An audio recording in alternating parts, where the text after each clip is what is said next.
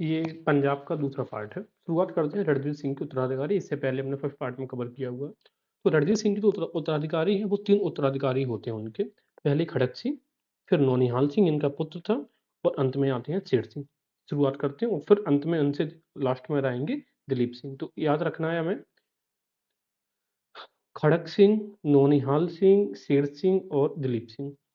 खड़क Singh generally अफ़ीम का ज़्यादा नशा भी करते थे, इनके बारे में ये कहा जाता है। हाँ, रणजीत सिंह की मृत्यु के बाद उनका जो पुत्र था खड़क सिंह गद्दी पर बैठते हैं, लेकिन इन्हीं के समय में जो दरबार है वो 2 गुटों में बँट जाता है। अब 2 गुट कौन-कौन से हैं? एक जो गुट है, एक वो है संधावालिया गुट, और दूसरा है वो डोगरा बंधुओं का गुट है। अब संधावालिया जो सरदार हैं उनमें चैत सिंह, अतर सिंह, लहना सिंह तथा उसका भतीजा अजीत सिंह आते हैं। ठीक है? कौन-कौन? चैत सिंह, अतर सिंह, लहना और भतीजा अजीत। और डोगरा बंधुओं में ध्यान सिंह, गुलाब सिंह और सुचेत सिंह डोगरा। इसके बाद गुलाब सिंह ध्यान सिंह का बड़ा भाई था और सुचेत सिंह उसका छोटा भाई था। ये जो गुलाब सिंह है ना, ये गुलाब सिंह, ये ध्यान सिंह का बड़ा भाई है और सुचेत सिंह उसका छोटा भाई था। ठीक है? यानी कि बीच का ध्यान सिंह ये है। आगे देखते हैं। गुलाब सिंह डोगरा ये 16 मार्च 1846 को जम्मू कश्मीर का पहले राजा भी बने थे। अभी आगे हम देखेंगे किस प्रकार से बने। तो खड़क सिंह के बाद आते हैं जो शासक बनेंगे नौनिहाल सिंह। खड़क सिंह को बंदी बनाकर उनके पुत्र को नौनिहाल सिंह को गद्दी पर बैठा दिया गया। और सबसे इम्पोर्टेंट और यूनिक चीज़ ये है कि खड़क सिंह के मृत्यु के दिन ही दाह संस्कार से जब ये सब लौट रहे थे, तभी नौनिहाल सिंह की भी डेथ हो जाती है और उसी दिन नौनिहाल सिंह डेथ मर जाते हैं। तो जो अपने पिता और जो पुत्र हैं यानी कि खड़क सिंह, नौनिहाल सिंह की जो डेथ होती है एक ही दिन होती है। इसके बाद जो संघर्ष है वो अपना और रूप धारण कर लेता है। तो संदापाल का जो ग्रुप था अब इस समय वो भारी पड़ रहे थे। उन्होंने क्या किया है कि नौनिहाल सिंह की जो माता थी नाम था रानी चांद कौर, उनको पक्ष लेकर, और डोगरा बंधुओं ने किसका पक्ष लिया है? रणजीत सिंह के। अन्य जो पुत्र था शेर सिंह का समर्थन किया। अब 2 चीज़ें हो गई थी। एक तरफ से रानी चांद कौर, दूसरी तरफ से शेर सिंह। रानी चांद कौर का समर्थन कर रहे थे संधावालिया के ग्रुप और शेर सिंह का समर्थन कर रहे थे डोगरा बंधु। तो रानी चांद कौर प्लस संधावालिया ग्रुप और शेर सिंह प्लस डोगरा बंधु। होता ये है कि शेर सिंह गद्दी पर बैठते हैं, जैसे-तैसे सत्य हत्या ली जाती है, यानी कि डोगरा बंधु भारी पड़ रहे हैं यहाँ पर। लेकिन अजीत सिंह ने गोली मारकर शेर सिंह की हत्या कर दी है। ठीक है? तो शेर सिंह की डेथ हो जाती है। कैसे? उनकी गोली मारकर कौन करता है? अजीत सिंह। अजीत सिंह कौन है? ये संधावालिया ग्रुप का व्यक्ति है। एवं वजीर ध्यान सिंह डोगरा की भी हत्या कर दी जाती है। तो अब डोगरा बंधु अब कौन-कौन किस-किस की डेथ हो गई है? ध्यान सिंह जो था उसकी डेथ हो चुकी है। ठीक है? ध्यान सिंह की डेथ हो जाती है। ध्यान सिंह डोगरा 1818 से 1843 ईस्वी तक सर्वाधिक लंबे समय 25 वर्ष तक वजीर रहे हैं। तो इस चीज़ को भी आपको ध्यान रखना है। क्या ध्यान रखना है? कि ध्यान सिंह सबसे लंबे समय तक वजीर रहे। अब पंजाब के वजीर या प्रधानमंत्री कौन-कौन रहे? ध्यान सिंह डोगरा, इसके बाद हीरा सिंह डोगरा आते हैं, फिर जवाहर सिंह, लाल सिंह और अंत में गुलाब सिंह। प्रथम आंग्ल सिख युद्ध के बाद जो प्रथम एंग्लो सिख युद्ध हुआ था ना 1846 में, उसके बाद लाल सिंह को रेजिडेंट हेनरी लॉरेंस के अधीन फिर से कुछ समय के लिए वजीर बनाया गया था। और उस समय रेजिडेंट कौन था? Henry Lawrence. हेनरी लॉरेंस वही व्यक्ति है जिसने अपनी जान 1857 में लखनऊ में खो दी थी। तो अब जब शेर सिंह के बाद जो नया शासक आते हैं वो आते हैं दिलीप सिंह। जो दिलीप सिंह है ये उस समय कैसे थे?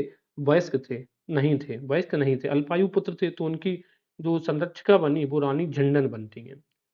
अब बात ये है कि हीरा सिंह डोगरा जो था वजीर बना। अब जब दिलीप सिंह का वजीर कौन था? दिलीप का वजीर था हीरा सिंह बना, किंतु रानी झंडन के प्रेमी देखो, अब यहाँ पर 2 चीज़ें क्लियर हो रही हैं हमें कि वजीर कौन बना? हीरा सिंह डोगरा, लेकिन इनका प्रेमी कौन था? लाल सिंह ने सेना को अपनी तरफ मिलाकर पहले जवाहर सिंह को अपना वजीर बनाया और फिर लाल सिंह स्वयं 1845 ईस्वी में वजीर बन गया।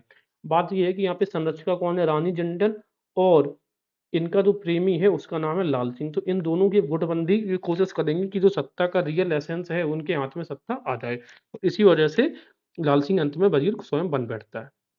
लाल सिंह जब वज़ीर बना तो उसने अपने 2 सेनापति तेज सिंह को कैसे-कैसे वज़ीर बन गया, और तेज सिंह को इसने क्या बना दिया उस समय? सेनापति। तो अब तेज सिंह, लाल सिंह और रानी झंडन कोशिश करेंगे कि पावर उनके हाथ में रहे। होता ये है कि रानी झंडन का जो बड़ा भाई था जवाहर सिंह, 14 मई 1845 से 21 सितंबर 1845 तक वज़ीर बना, किंतु सेना जवाहर सिंह से रुष्ट हो गई। क्यों रुष्ट हो गई थी? क्योंकि जवाहर सिंह का वध कर दिया। अब जवाहर सिंह से रुष्ट होने का कारण ये था कि जवाहर सिंह ने रणजीत सिंह के जो दूसरे पुत्र थे ना पसौर सिंह, उनकी हत्या कर दी थी। कहाँ पर? अटक में। अटक एक जगह का नाम है ना, सिंधु के किनारे पर। तो हम ये देख सकते हैं अभी ओवरऑल सिर्फ एक चीज़ ये समझनी है कि सेनापति तेज सिंह, लाल सिंह और ये रानी झंडन पावर प्ले कर रही हैं। प्रथम एंग्लो सिख युद्ध होता है। प्रथम एंग्लो सिख युद्ध इन्हीं लोगों की लालसा का परिणाम था। अब ये तीनों ये सोच रहे हैं कि कैसे भी करके जो पंजाब फौज है इसकी शक्ति को कम किया जाए। तो कैसे कम करेंगे? उन्होंने कहा इनको अंग्रेजों से लड़ा दो। तो उन्होंने क्या किया है कि इसी के तहत लाल सिंह एवं तेज सिंह के नेतृत्व में सिख सेना सतलज नदी को पार करके फिरोजपुर पर हमला कर देती है। जो 1809 में जो संधि हुई थी ना, अमृतसर की संधि, उसके उसका एक तरीके से उल्लंघन था। तो इस वजह से इनका प्रथम सिख युद्ध प्रारंभ हो जाता है। तो प्रथम सिख युद्ध प्रारंभ किसने किया है? पंजाबियों ने किया है। क्यों किया है? क्योंकि वो खुद उसकी सेना कमजोर करना चाहते थे। कौन? लाल सिंह और तेज सिंह। उन्होंने किस नदी को पार किया था? सतलज नदी को पार किया था। अटैक कहाँ पे किया था? फिरोजपुर में। अब जैसे मान लेते हैं कि आपकी ये सतलज रिवर, यहाँ पर आपको इंडस, झेलम, चनाब, रावी, ब्यास, सतलज, ये अमृतसर है, ठीक है ना? इसको उन्होंने क्या किया, इसको इस साइड क्रॉस करके आ गए, जबकि ये वाली टेरिटरी अब पहले बता के आए हैं कि ये पहले ब्रिटिशर्स की थी। तो अब यहाँ पर फर्स्ट एंगल से युद्ध होता है। चलिए, तो पहला जो इसमें जो उस समय युद्ध के पहले गवर्नर जनरल जो थे वो कौन था उस समय जब सिखों का युद्ध हुआ 1845-46 में? Lord Hardinge. इस समय लॉर्ड हार्डिंग ने मेजर ब्रॉडफुट को पंजाब की सीमा पर ब्रिटिश राजनीतिक एजेंट नियुक्त किया था, जो अपनी सिख विरोध नीति के लिए प्रसिद्ध थे। देखो, जनरल लॉर्ड हार्डिंग ने एक व्यक्ति को रखा था, उसका नाम था मेजर ब्रॉडफुट, और ये उसकी निगरानी में रखा था कि भाई ये लोग सतलज नदी की सीमा के इस साइड ना आए, ये आपको देख रेख ही करनी है। दैट मीन्स आप ये कह सकते हो जो मेजर ब्रॉडफोर्ड था वो पंजाब पॉलिसी का एक्सपर्ट हुआ करता था। याद कैसे रखेंगे कि पंजाब पॉलिसी का एक्सपर्ट कौन था? ब्रॉडफुट। तो जो पंजा कैसा होता है आपका? ब्रॉड होता है, या फूट और पंजा, ऐसे भी याद रख सकते हैं। दिलीप सिंह के समय अंग्रेजों ने पंजाब पर आक्रमण किया और प्रथम अंग्रेज से युद्ध शुरू हुआ। अब ये जो युद्ध हुआ, ये युद्ध स्टार्ट हुआ वो 11 सितंबर 1845 ईस्वी से लॉर्ड हार्डिंग के समय शुरू हुआ, और इसका जो नेतृत्व कर रहा था वो कौन कर रहा था? सर ह्यू गफ। ये कई बार पूछा गया। तो प्रधान सेनापति कौन था? सर ह्यू गफ था। अब प्रमुख युद्ध जो हुए हैं पहले अंग्रेज सिख युद्ध में 1845-46 से स्टार्ट हो रहा है, वो 5 युद्ध होते हैं। मुदकी का युद्ध 1845, फिरोज शाह का युद्ध 21 दिसंबर 1845 को, बदोवाल का युद्ध 21 जनवरी 1846 को, अलीवाल का युद्ध 28 जनवरी 1846 को, और सबराओं का युद्ध 10 फरवरी 1846 का। तो इसको क्रम में लगाने के लिए पूछा जाता है, और ये भी पूछ सकते हैं कि इनमें से कोई एक युद्ध दे देगा कि किस युद्ध का ये पार्ट था। तो मुंह ने फिर से बदल ली सब राय। मुंह ने फिर से बदल ली सब राय, ये हमारा नमूनिक से। मुंह से मुदकी, फिर से फिरोजाबाद, बद से बदोबल, ली से अलीवाल, और सबराय से सबराओं। तो ये युद्ध है। अंत में होता ये है कि सर जो ह्यूगफ था उसने लाल सिंह और तेज सिंह को हरा दिया। ये तो चाह ही रहे थे कि जैसे तैसे हार जाए। कहाँ पे हराया उन्होंने? मुदकी नामक स्थान पर। लेकिन जो निर्णायक युद्ध होता है वो सबराओं का युद्ध हुआ है, ठीक है। सबराओं का युद्धों में सिखों की निर्णायक पराजय होती है, और ये डेट भी पूछी गई है एक बार, एग्जैक्ट डेट पूछी है 10 फरवरी, ठीक है। तो सब राय फरफराती हैं 10 फरवरी। अंग्रेजी सेना ने सतलज नदी पार कर लाहौर को जीत लिया, और वजीर सिंह और वजीर जो था लाल सिंह, और सेनापति तेज सिंह, ये तो दोनों यही चाह ही रहे थे कि पंजाब की सेना हार जाए। तो लाल सिंह और तेज सिंह के विश्वासघात के कारण प्रथम एंगल सिख युद्ध सिख सेना पराजित हुई। अब इसे एक बार जरा सिख युद्ध को जरा आप समझते हैं। देखो, पहले अब जो संधि हुई थी ये जो सतलज की है, ये कहा गया था कि ये वाला जो पार्ट है सिक्स एम्पायर का पार्ट हो रहा होगा, इसको आप पार नहीं कर सकते। लेकिन प्रथम सिख युद्ध क्यों स्टार्ट हुआ? क्योंकि अंग्रेजी जो सेना, सॉरी, जो पंजाबी सेना थी, कौन? तेजपाल और लाल सिंह, इन दोनों ने जबरदस्ती जानबूझकर यहाँ पे पार करके फिरोजपुर पर अटैक किया था। तो फिर सीधी सी बात है, ब्रिटिश इस एरिया से आएंगे और यहाँ पे युद्ध हुआ। तो जब यहाँ पर युद्ध इतना हुआ कि इन्होंने किसको, ये सतलज को पार करके किसको, अमृतसर को इन्होंने जीता। सॉरी, लाहौर को जीत लिया था, नॉट अमृतसर को। ये लाहौर अब यहाँ पे दिख रहा है ये। तो ये जो सतलज की सेना थी, सतलज जो इस समय सीमा बनी हुई थी किसके बीच में? ये पंजाबी प्रदेश में, और ये जो अंग्रेजी हुकूमत। अब इस बार ये ब्रीच कर दिया, और अंग्रेज इस समय यहाँ पे जाके लाहौर तक को वो जीत लेते हैं। तो हम ये कह सकते हैं कि 1845-46 का जो युद्ध हुआ पहला पंजाबी सिख वॉर, उसमें इन्होंने लाहौर हार गए। और पहला सिख वॉर क्यों हुआ था? तेजपाल और लाल सिंह की लालसा की वजह से, क्योंकि उन्होंने ये सतलज पार करके फिरोजपुर पर अटैक किया था। चलिए देखते हैं आगे। लाहौर की संधि हुई 8 मार्च 1846, एग्जैक्ट डेट पूछी गई है। लाहौर 8 मार्च 1846 को दोनों पक्षों में लाहौर की संधि हुई, जिसकी शर्तें क्या थी? पहली शर्त क्या थी? सतलज नदी के दक्षिण के सभी प्रदेश अंग्रेजों को सौंप दिए गए। अब दक्षिण का मतलब क्या होता है? ये वाला, ये एरिया दक्षिण, ये सतलज नदी है, ये सतलज का विस्तार है, और इसका दक्षिण का सारा ये पार्ट हो गया अंग्रेजों का, और ये उत्तर तक अब सीमा हो जाती है सिख एम्पायर। कुछ सतलज नदी ने सीमा डिसाइड कर दी किसकी? सिख एम्पायर की और अंग्रेजों की। अच्छा, आगे देखेंगे हम। लाहौर दरबार ने 1.5 करोड़ रुपए युद्ध के हर्जाना के तौर पे देना स्वीकार किया और वो जी चाहिए रहती है जैसे तैसे जो दलीप सिंह है ये कमजोर हो जाए। लाहौर में उन्होंने ये बोला कि एक ब्रिटिश रेजिडेंट नियुक्त किया जाएगा जो कि कह सकते हैं उनकी सब्सिडरी अलायंस का एक हिस्सा हुआ करता था, इस प्रकार की जो पॉलिसी थी।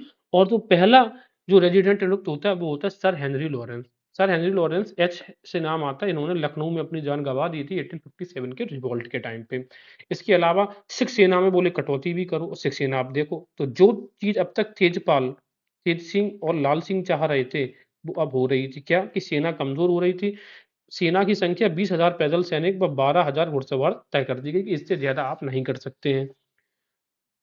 इसके अलावा अब 1.5 करोड़ जो रुपए इनको देना था तो ये जो लाहौर दरबार 1.5 करोड़ रुपए तो हरजाना के तौर पे दे नहीं पाया, तो इस वजह से उनको बदले में क्या क्या कश्मीर और हजारा प्रांत भी दे दिया जाता है। कौन कौन से दो प्रांत दे दिए जाते हैं फिर से रिकॉल करिए आप, एक कश्मीर और दूसरा हजारा प्रांत। ये क्वेश्चन पूछा जा सकता है कि लाहौर संधि को पूरी करने के ना कर पाने की वजह से कुल दो प्रांतों को पंजाबियों ने ब्रिटिशर्स को दे दिया, तो बोलोगे कश्मीर और हजारा। अंग्रेजों ने डोगरा सरदार गुलाब सिंह को 1 करोड़ रुपए में क्या बेच दिया, कश्मीर बेच दिया। किसे, डोगरा सरदार को, क्योंकि अब डोगरा सरदारों का पावर खत्म हो रहा था। इस तरीके से जो गुलाब सिंह डोगरा था वो पहला कश्मीर का शासक बनता है। अंग्रेजों ने संधि के बदले दिलीप सिंह को क्या बोला कि भाई अब देखो ये जो शर्तें आपको ऊपर दिख रही इनमें तो अंग्रेजों को लाभ हो रहा है ना, अब संधि में भाई पंजाबियों को क्या मिलता है, पंजाब वालों को। तो दिलीप सिंह को बोला कि दिलीप सिंह को हम राजा मान लेते हैं और रानी जिंदन को संरक्षण में महाराजा स्वीकार कर लिया गया। अब सबसे इंपॉर्टेंट एस्पेक्ट जो है तो लाल सिंह वजीर था और जो तेज सिंह सेनापति था, ब्रिटिशर्स ने इनको भी स्वीकार कर लिया कि वजीर सिंह को हम लाल सिंह को हम वजीर मान लेते हैं और तेज सिंह को हम सेनापति। तो कहने का मतलब है अभी तक जो वजीर और जो सेनापति का पद जो लाल सिंह और तेजा सिंह के पास था ये एक तरीके से इलीगल तरीके से था, ये जोर जबरदस्ती से अपनाए थे। लेकिन इस संधि ने इनको लीगलिटी प्रोवाइड कर दी कि ठीक है आपका वजीर लाल सिंह हो गया और सेनापति कौन हो गया, तेजा सिंह। तो कह सकते हैं कि जो लाल सिंह और तेजा सिंह ने जो बगावत करी थी, जो गद्दारी करी, अब उसमें वो कामयाब हो गए थे और रियल पावर उनके हाथ में जा रही थी। लेकिन अंग्रेजों ने जब 8 मार्च 1846 को ये संधि साइन की लाहौर की, तो बाद में उनको क्या लगा कि कुछ ना कुछ कमी रह गई है, हम कुछ चीजें मांग नहीं पाए, हमें पंजाबियों से और ले लेना चाहिए था। तो इसी की पूरक संधि उन्होंने एक और साइन करी जिसको कहा जाता है भैरोवाल की संधि। तो एक क्वेश्चन पूछा गया एक बार कि ये बताइए लाहौर की संधि इनमें से कौन सी संधि लाहौर की संधि की पूरक संधि थी, तो ये थी 16 दिसंबर 1840 को साइन की गई थी भैरोवाल की संधि। यह तय हुआ कि दिलीप सिंह के वयस्क होने तक यानी कि अगले 8 वर्ष तक, उस समय दिलीप सिंह कितने वर्ष का हुआ रहा होगा, 10 वर्ष का, जब पहला युद्ध हुआ, ब्रिटिश सेना लाहौर में रहेगी। इसमें उन्होंने क्या बोला था देखो, इसमें लाहौर की संधि में कि एक रेजिडेंट सर हेनरी लॉरेंस रहेगा लाहौर के दरबार में। लेकिन अब इन्होंने क्या बोला इस भैरोवाल की संधि में कि रेजिडेंट तो रह ही रहा है, हमारी सेना भी रहेगी कहाँ पे, लाहौर में। और कब तक रहेगी, जब तक ये वयस्क नहीं हो जाता, यानी कि अगले 8 वर्ष 1846 में 8 जोड़ दो यानी कि 1854 तक की बात उन्होंने कही है। ऐसा क्यों कहा, इन्होंने अंग्रेजों ने ये बहाना दिया क्योंकि लाहौर में हम देखेंगे कि आपके ऊपर कोई आक्रमण ना करे और आपका जो एरिया है वो सुरक्षित रखा जाए। लेकिन ये तो सभी जानते थे कि अंग्रेजों की नजर खुद ही पंजाब के साम्राज्य पर थी। दूसरा क्या था, इसके अलावा लाहौर का प्रशासन 8 सिख सरदारों वाली एक परिषद को सौंपकर अब ये बोला गया कि भाई महारानी जिंदन को रिटायर कर दिया जाता है और जो प्रशासन है वो कौन समझाएगा, 8 सिख सरदारों वाली जो भी ब्रिटिशर्स के ये थे हिमायती थे। और जिंदन को बोला 48,000 की वार्षिक पेंशन जिंदन महारानी जिंदन को दे दी जाती है और उनको कहाँ पे सिखपुरा भेज दिया जाता है। हालांकि बाद में वो बनारस जाती है, बनारस से वो इंग्लैंड चली जाती है, ठीक है। तो जिंदन को कितने रुपए की पेंशन दी गई, 48,000, कहाँ पे भेजा गया है, शेखपुरा में। फिर उसके बाद वो कहाँ गई थी, बनारस, और फाइनली कहाँ पे जाती है, इंग्लैंड, किसके साथ में, राजा दिलीप सिंह के साथ में। और राजा दिलीप सिंह वहां पे क्रिश्चियन रिलीजन को अपना लेंगे, आगे हम देखते हैं। इसके बाद द्वितीय एंग्लो सिख युद्ध शुरू होता है 1848 से 49। इसका ताल्लुक जो कारण था वो मुल्तान के सूबेदार मूलराज का विद्रोह था। अब आप इस एरिया को देखिए, ये सतलज के पार आपको दिखेगा मुल्तान। तो अब ये एरिया भी ब्रिटिशर्स के अंदर आ चुका था उस समय तक। तो मुल्तान से का जो सूबेदार हुआ करता था मूलराज, ये अंग्रेजों को प्रतिवर्ष कुछ ना कुछ कह सकते कंपेंसेशन टाइप का देता था, एक निश्चित अमाउंट देता था। तो अंग्रेज इसको यहाँ का सुल्तान बना के रखे थे, सूबेदार बना के रखे थे। लेकिन ये जो मूलराज था इसने ये देने समय पर भू राजस्व नहीं चुका पाया, उसने वो देने से मना कर दिया, मान लो वो चुका ही नहीं पाया। तो इसकी वजह से मूलराज को हटा दिया गया और काहन सिंह को नया सूबेदार बना दिया गया, ठीक है। और जब ये सब हो रहा था कि सूबेदार मूलराज को हटाकर काहन सिंह को बनाया जा रहा था, तो उस समय दो अंग्रेजी अफसर, उनके नाम थे अफसर एंडरसन और एग्न्यू। क्या क्या उनके दो नाम क्या हैं, एक का नाम है अफसर एंडरसन और एग्न्यू। ये दोनों ये पावर ट्रांसफर करने के लिए आए थे, उसी समय मूलराज ने इन दोनों की हत्या भी कर दी। अब दिलीप इसके अलावा तो एक कारण तो दिलीप द्वितीय एंगल विश्व युद्ध का क्या हो गया कि सूबेदार मूलराज का विद्रोह। दूसरा बड़ा कारण ये था कि दिलीप सिंह का जो विवाह था वो हजारा के सूबेदार जो थे छतर सिंह अटारीवाल, इनकी पुत्री से तय होना था। लेकिन अंग्रेज इसमें अड़दंगा डाल रहे थे, किसके? दिलीप सिंह की शादी नहीं हो पा रही थी, किससे? इन छतर सिंह अटरीवाल की पुत्री से। तो सीधी सी बात है, छतर सिंह अटरीवाल का पुत्र था जिसका नाम था शेर सिंह, उस वो भी मूलराज के साथ में चला जाता कि हमारी बहन की शादी नहीं होने दे रहे हैं आप, अब जरा देखते हैं। तो द्वितीय एंग्लो सिख युद्ध के समय भारत का जो गवर्नर जनरल था वो तो कौन था? लॉर्ड डलहौजी। और पहले के टाइम पे कौन था? लॉर्ड हार्डिंग था। ठीक है, लॉर्ड हार्डिंग का जो कार्यकाल है वो 1845-46 और लॉर्ड डलहौजी कब हो गया? 48 से 52 तक, 1852 या 54 तक। चलिए, अब एक नाम याद रखें कि किन दो अफसरों की हत्या कर दी थी इसने मूलराज ने? अफसर एंडरसन और एग्न्यू की। अब इसमें जो द्वितीय एंग्ल सिख युद्ध हुआ, इसमें दो इंपॉर्टेंट जो तीन युद्ध लड़े, पहला युद्ध लड़ा गया रामनगर का युद्ध। अब इसमें जो सेनापति होगा वो भी ह्यू गफ ही होगा। ठीक है, कौन होगा? ह्यू गफ। दूसरा युद्ध लड़ा गया चिलियावाल का युद्ध। तीसरा युद्ध लड़ा गया गुजरात का युद्ध। अब जरा देखते हैं 1848 में दोनों पक्षों के बीच रामनगर का युद्ध हुआ जिसमें अंग्रेज विजयी रहे।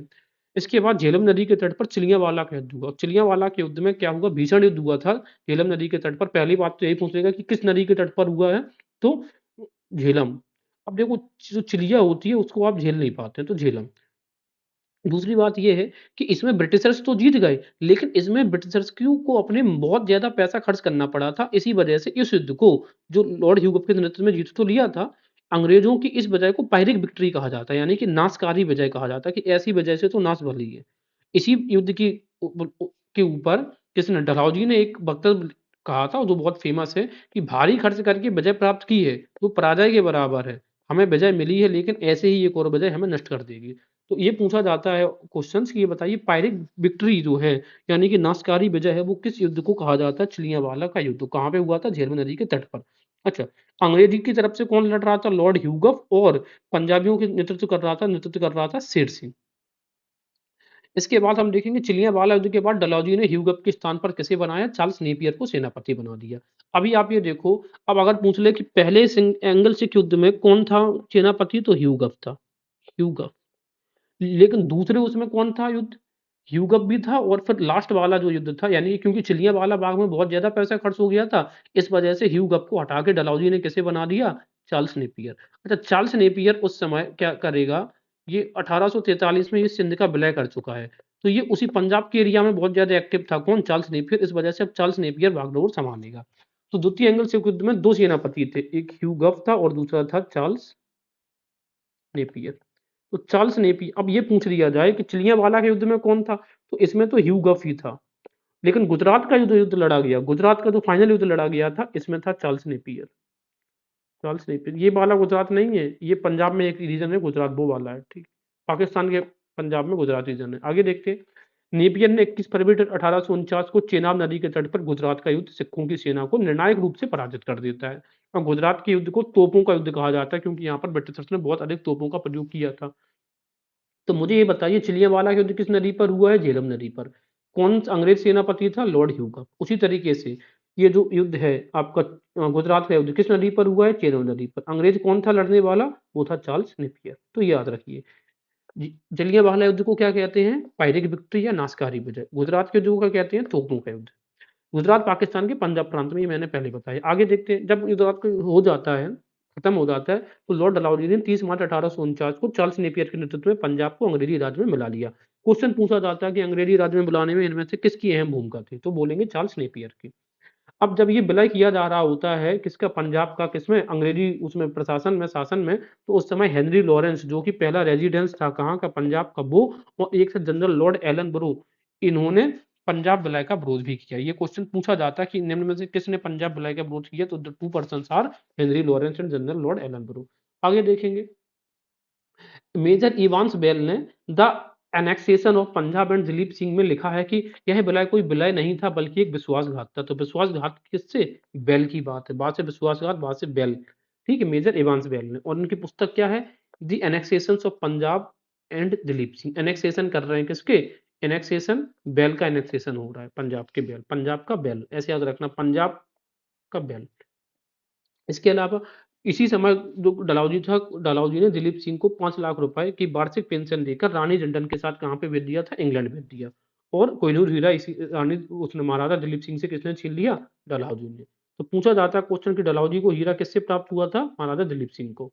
इसके बाद हुआ कि दिलीप सिंह का निधन 23 अक्टूबर 1893 को कहाँ पे हुआ था, पेरिस में। देखो ये गए तो थे इंग्लैंड, लेकिन ये पेरिस घूमने गए हुए थे, वहीं पर इनकी डेथ हो जाती है। लेकिन इनकी अंत्येष्टि जो है वो इंग्लैंड में ही हुई थी, तो याद रखिएगा, डेथ हुई थी ये पेरिस में, अंत्येष्टि हुई थी इंग्लैंड में। दिलीप सिंह ने रूस की भी यात्रा करी थी। 1849 में पंजाब का प्रशासन 3 कमिश्नर, पंजाब के प्रशासन के लिए जब पंजाब को उन्होंने अपने अंडर में ले लिया ब्रिटिशर्स ने, तो 3 कमिश्नर बनाए। पहला था जॉन लॉरेंस, दूसरा था हेनरी लॉरेंस और तीसरा था चार्ल्स ग्रेबल मंसेल। तो जो जॉन लॉरेंस था, इसका जो एरिया था वो था भू राजस्व विभाग का अध्यक्ष बनाया गया। हेनरी लॉरेंस प्रशासनिक विभाग को देख रहा था, जबकि चार्ल्स ग्रेबल मंसेल न्याय विभाग देख रहा था। अब देखो 2 नाम याद रखना, एक जॉन लॉरेंस, लॉरेंस लॉरेंस दोनों नाम है। जॉन लॉरेंस एक हेनरी लॉरेंस, जिसमें जा आएगा ना, जा वाला, ये जा वाला इसमें भी, तो भू राजस्व वाला जॉन लॉरेंस, और प्रशासनिक हेनरी लॉरेंस, और ग्रेबल मंसेल न्याय विभाग। तो जो न्याय है ना वो मन से करना चाहिए, तो मनसेल याद रहेगा अपने। ये हेनरी लॉरेंस क्या है, वो फर्स्ट रेजिडेंस यही है, और यही लखनऊ उसमें मारा गया था, जिसको एच वाला है, यही लखनऊ में मारा गया था।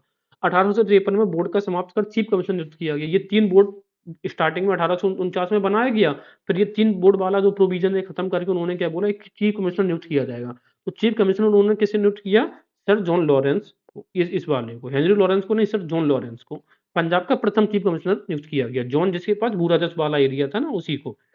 ठीक है, 1853 से 1857 तक वो पहला कमिश्नर रहा। तो पंजाब का पहला चीफ कमिश्नर कौन हुआ, सर जॉन लॉरेंस।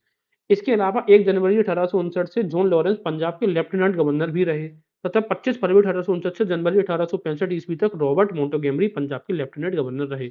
अब जरा समझते हैं, देखो जॉन लॉरेंस पंजाब का पहला चीफ कमिश्नर भी रहा, जॉन लॉरेंस पंजाब का लेफ्टिनेंट गवर्नर भी रहा था, और रॉबर्ट मोंटेगरी किसके बाद लेफ्टिनेंट गवर्नर रहे, इसके सर जॉन लॉरेंस के बाद। इसके बाद क्या हुआ, ये जो लेफ्टिनेंट गवर्नर का पद है इसे हटा दिया। फिर देखो पहले लेफ्टिनेंट गवर्नर, देखो ऐसे समझते हैं, पहले चीफ कमिश्नर कौन बना, सर जॉन लॉरेंस, यही व्यक्ति पहला लेफ्टिनेंट बना। इसके बाद दूसरा लेफ्टिनेंट बना रॉबर्ट मोंटोगेमरी, और तीसरा लेफ्टिनेंट बनता है सर एडवर्ड मैक्लिगन। एडवर्ड मैक्लिगन के टाइम पे ही जब ये लेफ्टिनेंट गवर्नर था, तो लेफ्टिनेंट गवर्नर का पद हटा के ओनली गवर्नर का पद रखा गया। तो इस तरीके से आप ये कह सकते हैं कि जो सर एडवर्ड मैक्लेगन थे, ये अंतिम लेफ्टिनेंट गवर्नर थे, तथा पंजाब के पहले गवर्नर बने, राइट। और इसके बाद इवान मेरेडिथ जेनकिंस पंजाब के अंतिम गवर्नर हुए थे, राइट। समझ में आ गई होगी चीजें। मैं फिर से रिपीट करता हूँ, चीफ कमिश्नर की बात करेंगे, तो जो चीफ कमिश्नर नियुक्त किया गया था sir John Lawrence, sir John Lawrence को ही पहला लेफ्टिनेंट गवर्नर बनाया गया। दूसरा लेफ्टिनेंट गवर्नर था रॉबर्ट मोंटोगेमरी, तीसरा था sir Edward McLagan. Edward McLagan के टाइम पे ही लेफ्टिनेंट गवर्नर के पद को हटाकर ओनली गवर्नर का पद रखा गया। तो इस तरीके से कह सकते हैं सर एडवर्ड जो मैक्लेगन है, ये अंतिम लेफ्टिनेंट गवर्नर और पहला गवर्नर था पंजाब का। याद कैसे रखेंगे कि दो दो पद था, तो एडवर्ड, दो पद ऐड हो जाता ना, एक प्लस एक इसमें, तो एडवर्ड से याद रखेंगे मैक्लेगन। इसके अलावा पंजाब का अंतिम गवर्नर कौन था, इवान मेरेडिथ जेनकिंस। जबकि पंजाब का पहला गवर्नर पूछेगा तो एडवर्ड मैक्लेगन, पंजाब का पहला चीफ कमिश्नर पूछेगा, चीफ कमिश्नर, कमिश्नर कौन है, लॉरेंस, जॉन लॉरेंस की बात है। हेनरी लॉरेंस से याद मत रखिए, ठीक है। हेनरी लॉरेंस पहला रेसिडेंस था, पंजाब का पहला रेसिडेंस कौन, हेनरी लॉरेंस। पंजाब का प्रथम चीफ कमिश्नर कौन, सर जॉन लॉरेंस। और पंजाब का पहला गवर्नर कौन, सर एडवर्ड मैक्लेगन। इसके बाद इस तरीके से 1849 में पंजाब का विलय हो जाता है, किससे, ब्रिटिशर्स के साथ।